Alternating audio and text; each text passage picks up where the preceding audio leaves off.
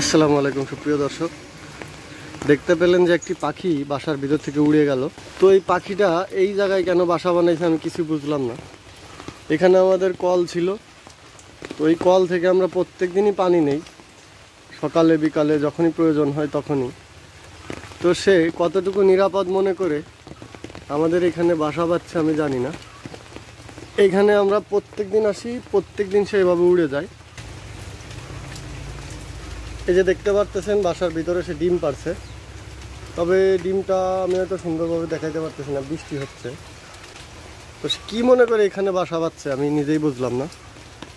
তো আমি আজকে ওর বাসাটা একটু ঠিকঠাক করে দেবো।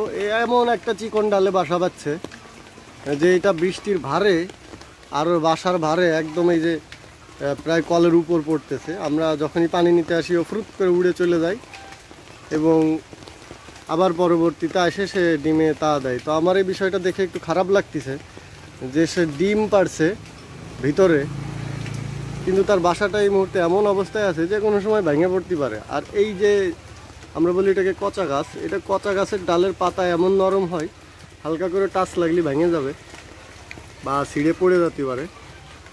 তো এই মতো অবস্থায় দেখি আমি কি কদ্দূর করতে পারি।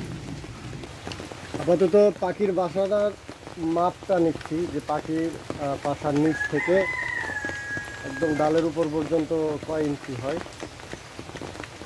16 ইঞ্চি, 15-16 ইঞ্চি।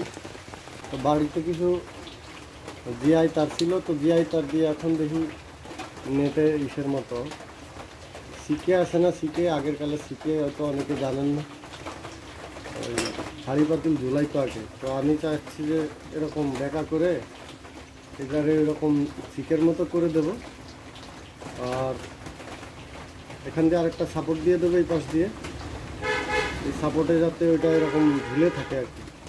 দেখা যাক কী করা যায়।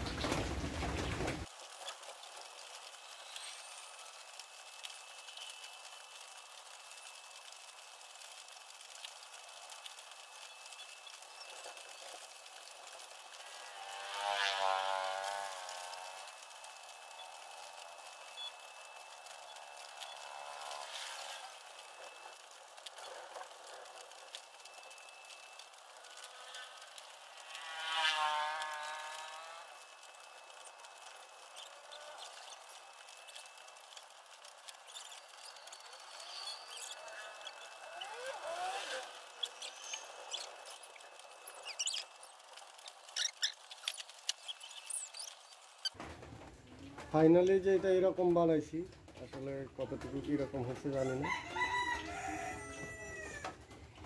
এটা দিয়েছি সেফটির কারণে, যাতে পিছন দিয়ে আবার বাইরে হয়ে না যায়। আর এটা যে ফাইনালি দেখা যাচ্ছে কিনা, এটা যে এরকম ঝোলাই দিব আর কি। যেহেতু এই ডালটা নরম, ওই যে একটা বাঁশ নিয়ে আসি, বাঁশ দিয়ে আগে উপরে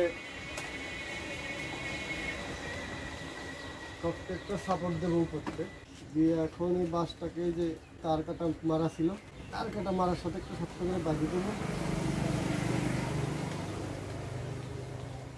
এটা এখন ভালোই শক্ত হয়ে গেছে, আমিও ঝুলতে পারবো না। তবে এইটা দিলে কত দূর কি দেখি হয় সেটা দেখতে, আল্লাহ যেন হয়। এবার এসে ফাইনাল অপারেশনের সময়। বাড়তি যে অংশ আছে নিচে ঝুলতেছে, এগুলো আমি কেটে দেবো, যাতে করে বাসাটার বাড়তি ওজনটা কমিয়ে যায়।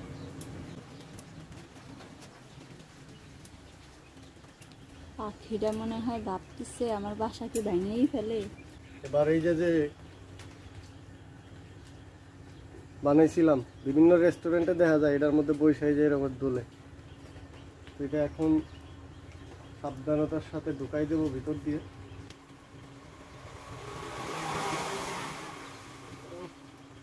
এবার শুরুতে কোনো ক্ষয়ক্ষতি ছাড়া। দুইটা ডিম আছে, দুইটা বাচ্চা ফুটলে অবশ্যই দেখাবো।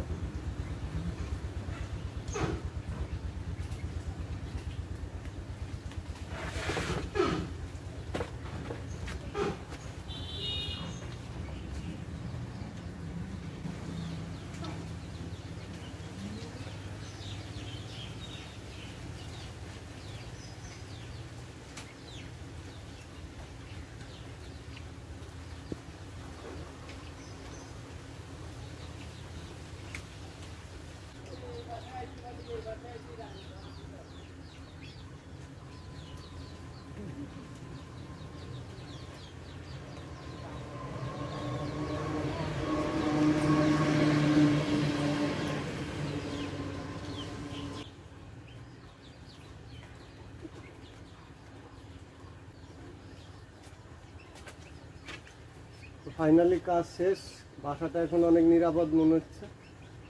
তো বৃষ্টির পানির ভারে ছিঁড়ে যাওয়ার সম্ভাবনা নেই, তবে এখন দেখার বিষয় হলো পাখিটা আসে নাকি না আসে, এটা হচ্ছে দেখার বিষয়। তো ফাইনালি আমার কষ্টটা সার্থক হয়েছে। তো আমি যে বাসা বানাইছি, এই বাসার ভিতরে সে এসে বসছে।